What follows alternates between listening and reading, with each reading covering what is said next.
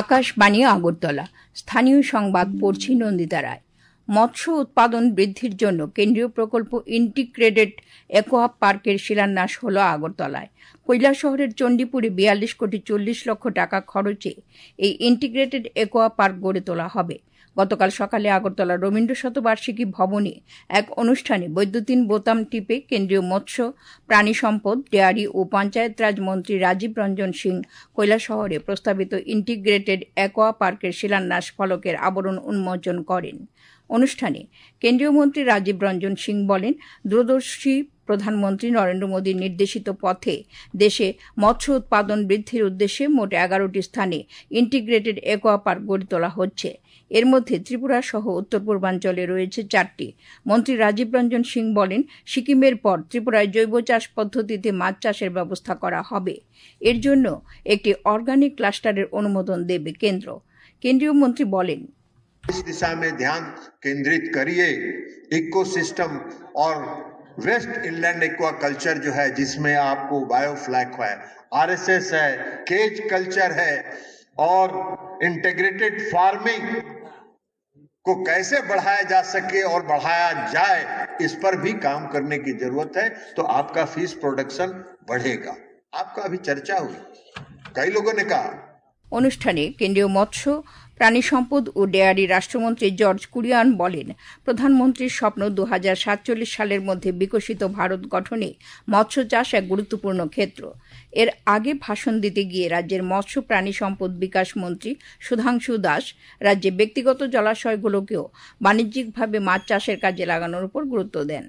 সমাজ কল্যাণ ও সমাজ শিক্ষা মন্ত্রী টিঙ্কু রায়ও বক্তব্য রাখেন অনুষ্ঠানে।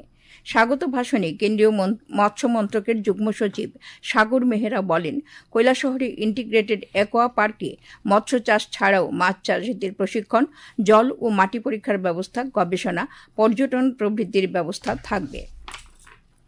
মুখ্যমন্ত্রী অধ্যাপক ডক্টর মানিক সাহা বলেছেন, উন্নয়ন ও কল্যাণকর কাজে সরকারের চিন্তাভাবনা সঠিক বাস্তবায়নের মাধ্যম হচ্ছেন সিভিল সার্ভিস আধিকারিকরা। গতকাল আগরতলার কুঞ্জবনস্থিত সিভিল সার্ভিস অফিসার ইনস্টিটিউটের ভিত্তিপ্রস্তর ও রক্তদান শিবিরের উদ্বোধন করে একথা বলেন মুখ্যমন্ত্রী। তিনি আরও বলেন, সিভিল সার্ভিস আধিকারিকদের উপর ভিত্তি করে আমরা সাধারণ মানুষের কাছে যাচ্ছি। এটা যত সুদৃঢ় হবে, ততই আগামী দিনে মানুষের কাছে জবাব দিতে আমাদের সুবিধা হবে। আগামী দিনেও এই ধারা বজায় রেখে মানুষের মৌলিক সমস্যা সমাধানের কাজটাকে এগিয়ে নিয়ে যাওয়ার প্রত্যয় ব্যক্ত করেন তিনি। মুখ্যমন্ত্রী বলেন, প্যারামিটারের হিসেবে দেশে বহু বড় রাজ্য থেকে ত্রিপুরা কোনো অংশেই কম নয়।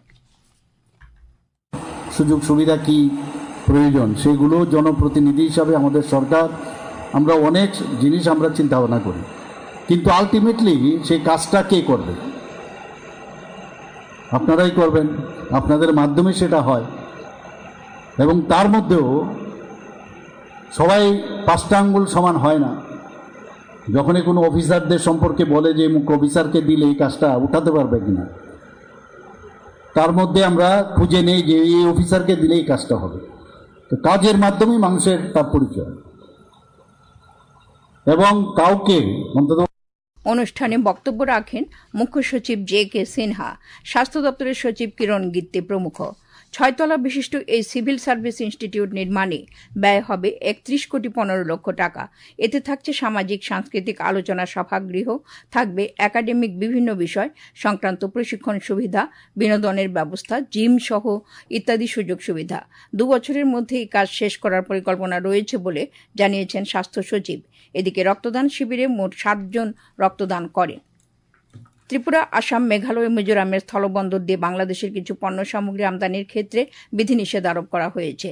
এছাড়া পশ্চিমবঙ্গের চ্যাংরাবান্ধা ও ফুলবাড়ি স্থলবন্দর দিয়েও আমদানির উপর বিধিনিষেধ আরোপ করেছে ভারত সরকারের শিল্প ও বাণিজ্য মন্ত্রক।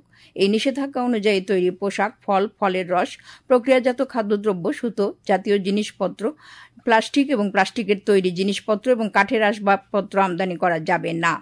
কলকাতা সমুদ্র বন্দর দিয়ে এসব পণ্য আমদানি করা যাবে, তবে বাংলাদেশ থেকে মাছ, এলপিজি, ভোজ্য তেল এবং পাথরের চিপস আমদানি করা যাবে বলে বিজ্ঞপ্তিতে উল্লেখ করা হয়েছে। আজ 19 মে ভাষা শহীদ দিবস। 1961 সালে এই দিনে আসামের শিলচর শহরে বাংলা ভাষাকে সরকারি ভাষার স্বীকৃতি দেওয়ার দাবিতে আন্দোলনরত 11 জন মৃত্যুবরণ করেন। এই দিনটির স্মরণে শিলচরেও আজ নানা অনুষ্ঠানের আয়োজন করা হয়েছে। আগরতলায় মৈত্রী সংসদের উদ্যোগে আজ বিকেলে রবীন্দ্র শতবার্ষিকী ভবনে প্রাঙ্গণে এক শ্রদ্ধাঞ্জলি অনুষ্ঠানের আয়োজন করা হয়েছে। আবহাওয়ার খবর। আজ দুপুর পর্যন্ত আবহাওয়ার পূর্বাভাসে জানানো হয়েছে আকাশ সাধারণত মেঘলা থাকবে। বজ্রবিদ্যুৎ সহ হালকা থেকে মাঝারি ধরনের বৃষ্টিপাতের সম্ভাবনা রয়েছে। সঙ্গে বিক্ষিপ্তভাবে ঘন্টায় 40 থেকে 50 কিলোমিটার বেগে ঝোড়ো হাওয়া বয়ে যেতে পারে।